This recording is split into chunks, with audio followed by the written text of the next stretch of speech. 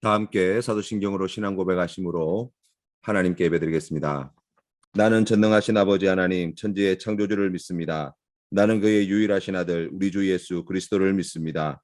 그는 성령으로 잉태되어 동정녀 마리아에게서 나시고 본디오 빌라도에게 고난을 받아 십자가에 못 박혀 죽으시고 장사된 지 사흘 만에 죽은 자 가운데서 다시 살아나셨으며 하늘에 오르시어 전능하신 아버지 하나님 우편에 앉아 계시다가 거기로부터 살아있는 자와 죽은 자를 심판하러 오십니다.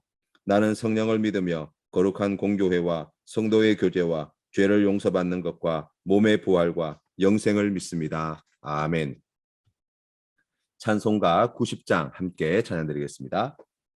주 예수 내가 알기 전 날 먼저 사랑했네. 그 크신 사랑 나타나 내 영혼 거듭났네. 주 내 맘에 늘 계시고 나 주의 안에 있어 저 포도비유 같으니 참 좋은 나의 친구. 내 친구 되신 예수님 날 구원하시려고 그 귀한 몸을 버리사 내 죄를 대속했네. 나 주님을 늘 믿으며 그 손을 의지하고 내 몸과 마음을 바쳐서 끝까지 충성하리. 내 진실하신 친구여 큰 은혜 내려주사 날 항상 보호하시고 내 방패 되옵소서.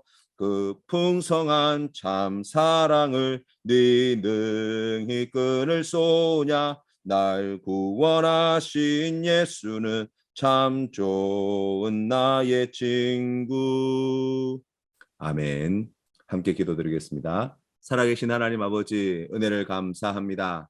오늘도 주님의 말씀 앞으로 우리를 인도하여 주시고 특별히 마가복음서의 말씀을 통하여 우리의 구원자이신 예수 그리스도를 더욱 가까이 만날 수 있도록 은혜 주시니 감사합니다. 하나님 아버지, 우리가 그리스도의 장성한 분량에 이르기까지 매일매일의 삶의 자리에 주님의 말씀을 더욱 가까이 하게 하시고 예수 그리스도와 함께 교제하게 하여 주셔서 그리스도의 장성한 분량에까지 자라게 하시고 성장하게 하여 주시고 아버지 하나님께 큰 영광 올려드리는 귀한 믿음의 사람으로 거듭날 수 있도록 성령 하나님 인도하여 주시옵소서. 아버지 하나님, 우리가 예수 그리스도의 몸에 지체된 자로 세상의 보냄을 받았사오니 우리가 하는 모든 말과 행동과 그 모든 생각들이 오직 예수 그리스도를 닮게 하여 주시옵시고 예수 그리스도를 나타낼 수 있도록 인도하여 주시옵소서. 하나님, 어려운 시절 가운데에 고통 중에 있는 우리의 믿음의 형제 자매들을 기억하여 주시옵소서. 질병으로 고통당하고 있는 이들, 경제적으로 고통 중에 있는 이들, 가정의 위기와 여러 가지 마음의 상처와 괴로움으로 감당할 수 없는 여러 가지 여건과 형편으로 인하여 하나님의 도우심과 긍휼을 구하는 자들을 우리 하나님 그냥 버려두지 말아주시고 더욱 크신 은혜와 사랑으로 만나 주셔서 하나님의 살아계심을 나타내 보여주시옵기를 간절히 바라옵고 나오니 주여 불쌍히 여겨 주시옵소서. 간절히 구하옵고 거룩하신 예수님의 이름으로 기도드립니다. 아멘. 오늘 우리 주신 하나님 말씀은 마가복음 6장 말씀입니다. 함께 봉독하시겠습니다. 제6장. 예수께서 거기를 떠나사 고향으로 가시니 제자들도 따르니라. 안식일이 되어 회당에서 가르치시니 많은 사람이 듣고 놀라 이르되 이 사람이 어디서 이런 것을 얻었느냐? 이 사람이 받은 지혜와 그 손으로 이루어지는 이런 권능이 어찌 됨이냐? 이 사람이 마리아의 아들 목수가 아니냐? 야고보와 요셉과 유다와 시몬의 형제가 아니냐? 그 누이들이 우리와 함께 여기 있지 아니하냐? 하고 예수를 배척한지라. 예수께서 그들에게 이르시되 선지자가 자기 고향과 자기 친척과 자기 집 외에서는 존경을 받지 못함이 없느니라 하시며 거기서는 아무 권능도 행하실 수 없어 다만 소수의 병자에게 안수하여 고치실 뿐이었고 그들이 믿지 않음을 이상히 여기셨더라. 이에 모든 촌에 두루 다니시며 가르치시더라. 12 제자를 부르사 둘씩 보내시며 더러운 귀신을 제어하는 권능을 주시고 명하시되 여행을 위하여 지팡이 외에는 양식이나 배낭이나 전대의 돈이나 아무것도 가지지 말며 신만 신고 두보롯도 입지 말라. 어디서든지 누구의 집에 들어가거든 그곳을 떠나기까지 거기 유하라. 어느 곳에서든지 너희를 영접하지 아니하고 너희 말을 듣지도 아니하거든 거기서 나갈 때 발 아래 먼지를 떨어버려 그들에게 증거를 삼으라. 하시니 제자들이 나가서 회개하라 전파하고 많은 귀신을 쫓아내며 많은 병자에게 기름을 발라 고치더라. 이에 예수의 이름이 드러난지라 헤롯 왕이 듣고 이는 세례 요한이 죽은 자 가운데서 살아났도다. 그러므로 이런 능력이 그 속에서 일어나느니라. 그가 엘리야라. 그가 선지자니 옛 선지자 중에 하나와 같다. 헤롯은 듣고 내가 목벤 요한, 그가 살아났다.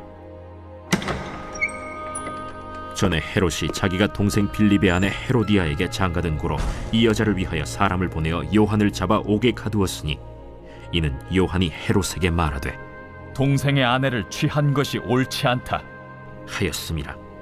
헤로디아가 요한을 원수로 여겨 죽이고자 하였으되 하지 못한 것은 헤롯이 요한을 의롭고 거룩한 사람으로 알고 두려워하여 보호하며 또 그의 말을 들을 때에 크게 번민을 하면서도 달갑게 들음이러라.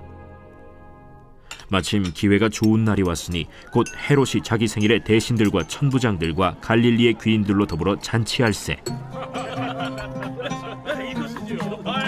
헤로디아의 딸이 친히 들어와 춤을 추어 헤롯과 그와 함께 앉은 자들을 기쁘게 한지라.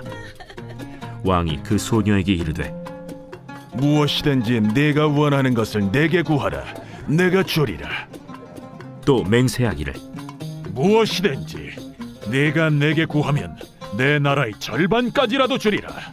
그가 나가서 그 어머니에게 말하되 내가 무엇을 구하리이까? 세례 요한의 머리를 구하라. 그가 곧 왕에게 급히 들어가 구하여 이르되 세례 요한의 머리를 소반에 얹어 곧 내게 주기를 원하옵나이다. 왕이 심히 근심하나 자기가 맹세한 것과 그 앉은 자들로 인하여 그를 거절할 수 없는지라. 왕이 곧 시위병 하나를 보내어 요한의 머리를 가져오라 명하니 그 사람이 나가 옥에서 요한을 목베어 그 머리를 소반에 얹어다가 소녀에게 주니 소녀가 이것을 그 어머니에게 주니라. 요한의 제자들이 듣고 와서 시체를 가져다가 장사하니라.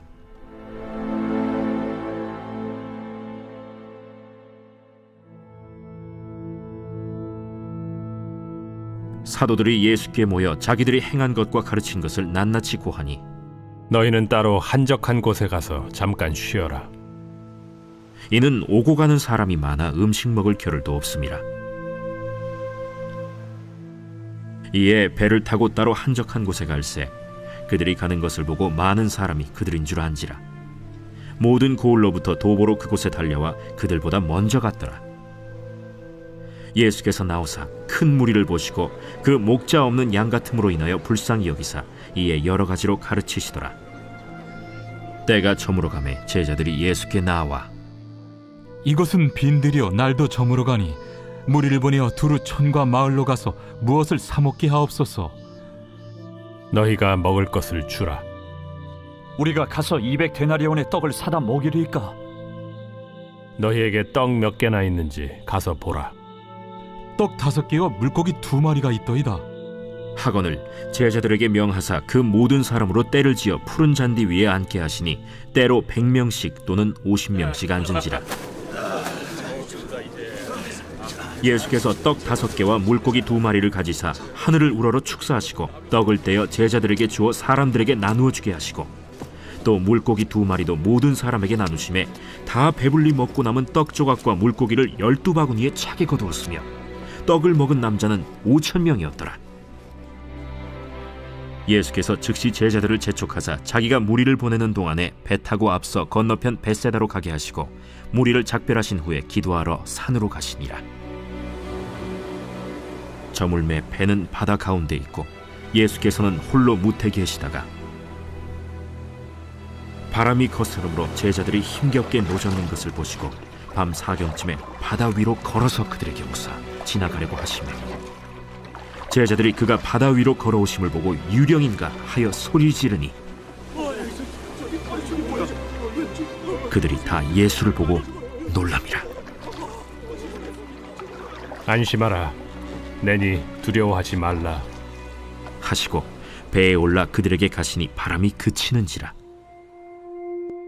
제자들이 마음에 심히 놀라니 이는 그들이 그 떡 되시던 일을 깨닫지 못하고 도리어 그 마음이 둔하여졌음이로라.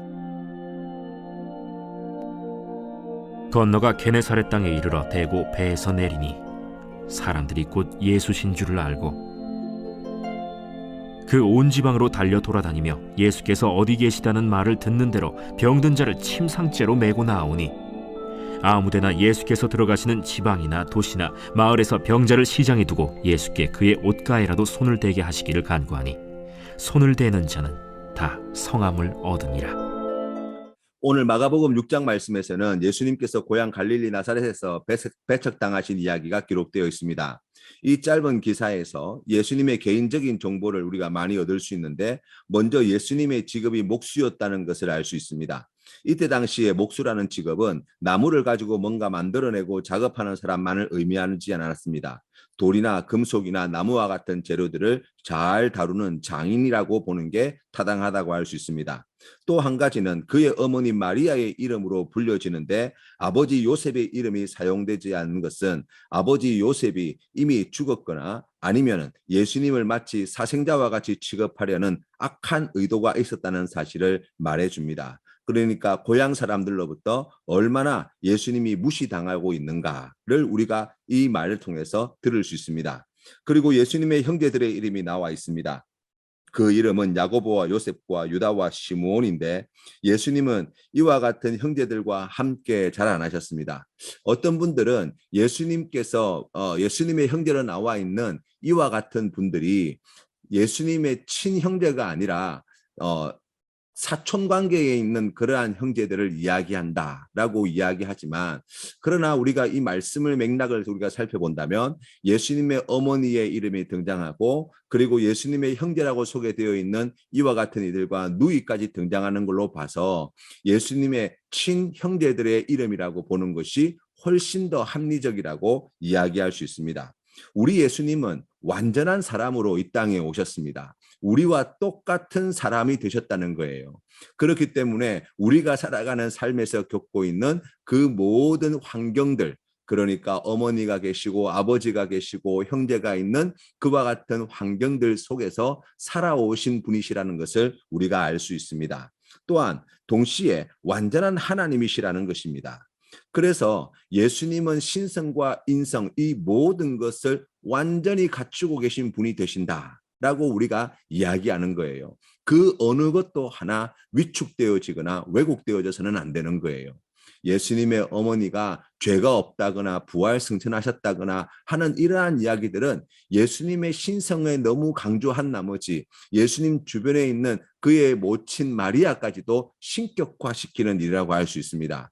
예수님의 형제가 이와 같이 이름이 기록되어 있음에도 불구하고 예수님의 친형제가 아니라 예수님의 사촌 관계나 아니면은 친척들에 해당되어진다라고 이야기하는 것은 마찬가지로 예수님의 신성을 너무 지나치게 강조한 나머지 인간의 면모를 가지고 계신 예수님의 그 완전한 인간이 되시는 예수님의 그 모습을 부인하는 일이 될 수 있다는 사실을 우리가 기억해야 합니다. 예수님께서 사역하시는 동안 많은 일들이 있었지만 유일하게 예수님의 사역이 실패한 곳은 아이러니하게도 예수님이 가장 잘 알고 있다고 생각하는 사람들이 있던 나사렛이었습니다. 왜냐하면 그곳은 예수님의 고향이었기 때문이에요. 그런데 그럼에도 불구하고 이 나사렛 사람들은 예수님을 환대하거나 같은 고향 사람이라고 하여서 그것을 기뻐하거나 하지 않고 오히려 예수님을 배척했다는 거예요. 자신들은 예수님이 누군지, 그 형제가 누군지, 어릴 때 예수님이 어떻게 지내왔는지, 예수님의 부모가 누군지 다 안다는 겁니다. 그래서 예수님이 전하는 복음도 들을 필요가 없고 사람들이 그렇게 몰려다니는 것도 그들이 예수님이 어떤 사람인지 몰라서 그렇다고 생각하였을 것입니다. 예수님은 때문에 소수의 병자만을 이 나사렛에서 고치셨고 사람들이 자신을 믿지 않는 것을 이상히 여겼다라고 말씀하고 있습니다. 그리고 다른 마을로 다니시면서 말씀을 전하셨다는 거예요. 저는 이 말씀을 묵상하면서 오랜 시간 신앙생활을 해온 것이 예수님을 전하고 믿고 또 성경을 가르치고 하면서 오히려 내 마음에 예수님에 대한 새로운 편견을 가지게 만드는 것은 아닌가라는 생각을 해보게 되었습니다. 예수님은 이런 분이야, 예수님은 저런 분이야 하는 생각이 고정되어서 내 판단과 내 주장과 내 짧은 경험에 오히려 하나님의 역사를 가로막고 있는 것은 아닌가 하는 생각이 들게 되었습니다. 예수님을 잘 안다는 것은 그렇기 때문에 우리의 신앙에 그리 많은 도움이 되지 않을 수 있다는 것입니다. 예수님은 자신에 대해 사람들이 잘 알아주기를 한 번도 원하지 않으셨습니다. 예수님을 따라오기를 원하셨지요. 왜냐하면 예수님이 길과 진리와 생명이시기 때문입니다. 예수님을 잘 아는 것이 아니라 사랑하는 사람이 되어야 합니다. 예수님을 잘 아는 사람이 아니라 예수님을 잘 따라가는 사람이 되어야 합니다. 따라갈 수 있어야 그래야 흉내라도 낼 수 있는 것 아니겠습니까? 예수님에 대한 지식의 양이 중요한 것이 아닙니다. 그렇기 때문에 예수님을 따르는 삶의 내용이 예수님에 대해서 얼마나 많이 알고 있느냐보다 훨씬 더 중요하다고 이야기할 수 있는 거예요. 예수님이 누군지 잘 아는 사람이 되지 맙시다. 안다는 것은 아는 만큼의 책임이 뒤따릅니다. 예수님을 잘 따르는 사람이 됩시다. 예수님을 잘 따르는 사람이 예수님을 잘 아는 사람이 되는 거예요. 예수님 말씀대로 순종을 잘 하는 사람이 되시기를 바랍니다. 예수님처럼 흉내라도 내려고 애쓰시는 성도님 되시기를 주님의 이름으로 축복합니다. 예수님은 이제 12명의 제자를 파송하십니다. 파송하신 과정을 먼저 살펴보면 예수님은 12명의 제자를 부르셨습니다. 예수님 앞으로 제자들이 나아갔을 때 제자들을 둘씩 짝지어 내보내셨어요. 그리고 사역을 감당할 수 있는 권능을 함께 주셨는데 그 권능의 내용을 보면 더러운 귀신을 쫓아내는 권능이었고 또 병자를 고쳐주는 그러한 권능이었다라고 성경은 이야기합니다. 예수님의 제자는 예수님 주변에 몰려있도록 부름받은 자들이 아니에요. 예수님의 제자는 철저하게 세상으로 보냄받기 위해 세워진 사람들입니다. 그래서 예수님이 부활 후 승천하실 때 제자들에게 주신 사명이 끝까지 제자들을 내보내시겠다는 비전이었습니다. 마태복음 28장에서도 예수님은 모든 민족으로 제자를 삼는 비전을 주셨습니다. 예수님도 하나님 아버지로부터 세상으로 보내심을 받은 분이 되셨기 때문이에요. 예수님은 제자들을 보내신 목적이 있으셨습니다. 가서 회개하라 전파하고 많은 귀신을 쫓아내며 많은 병자를 기름을 발라 고치도록 하셨다는 거예요. 회개하라는 것은 잘못된 삶의 길에서 돌이키는 것입니다. 네가 네 죄를 알렸다. 이것이 회개를 촉구하는 일이 아닙니다. 복음을 들고 예수 그리스도에게로 삶의 방향을 바꾸는 것이 회개예요. 당신은 죄인이니 무조건 잘못했다고 빌어라. 이것이 회개를 촉구하는 것이 아닙니다.